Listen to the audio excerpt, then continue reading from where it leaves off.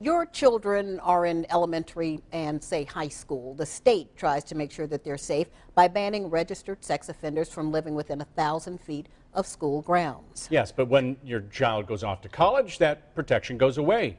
This is tonight's New York State Exposed Education report with Berkeley Breen. Now, Berkeley, why don't state lawmakers give college kids the same protection as high school kids? Well, the simple answer is, Scott, when you're in college, the state considers you an adult, and so do a lot of people who posted their comments on our Facebook page about this story, too. But let's think about college freshmen for a second. When they graduated high school in June, they were protected. 3 months later at college, they're not. U of R student Galen Petrie walks this path to school every day. It takes her past this high-rise across the river from campus. Do you know that there are 2 registered sex offenders living in that high-rise right there? No, I did not. Here are the registered sex offenders. One is a level 2. His victims, a 7- and 8-year-old girl. The other is a level 3, the most dangerous level. His victim, a 14-year-old girl. If this was a high school, they would not be allowed to live this close.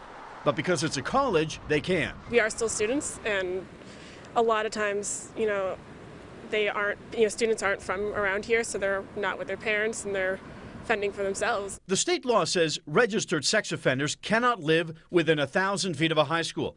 There are no protections for college campuses. So we went to the chair of the State Senate Crime Committee, Patrick Gallivan of Buffalo. Why don't college students, college campuses, get the same protection that high school students and high school grounds do?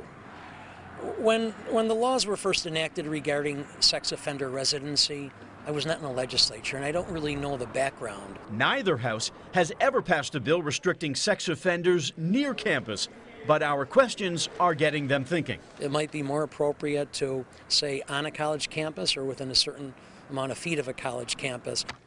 Using zip codes of the colleges and universities, I searched the state sex offender registry to find out how many registered sex offenders live within 1,000 feet of the 8 major campuses in our area. And here's what I found. Only 3 registered sex offenders lived within the 1,000-foot radius. 1 next to SUNY Geneseo, and the 2 sex offenders near the U of R. Both the U of R and Geneseo declined to talk to us for this story. So I talked with the campus safety director at Nazareth College. Do you think the sex offender residency laws that protect high schools ought to protect college campuses as well? Oh, absolutely. Any types of laws that apply to one when it comes to sexual related matters should also apply to the other. The state considers college students as adults and therefore doesn't think that they need the same residency rules around the college campus. Well, I think we look at them too as adults. However, they're not that far removed, most of them, from being in a high school environment. Galen Petrie says that's enough to at least consider getting college students the same protection they had when they were in high school. Sometimes they don't know how to take care of themselves and protect themselves if somebody came up to them and assaulted them.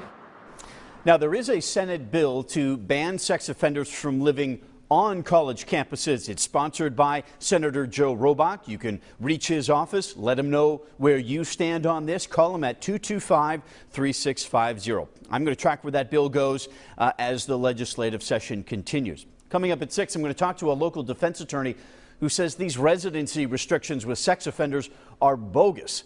And we go to SUNY Geneseo, where a student recognized the registered sex offender living close to that campus when I showed her the picture and the name. Scott? Wow. Now, Berkeley, several years ago, we know that the University of Washington tried to create its own sex offender buffer zone around the campus. Did that happen?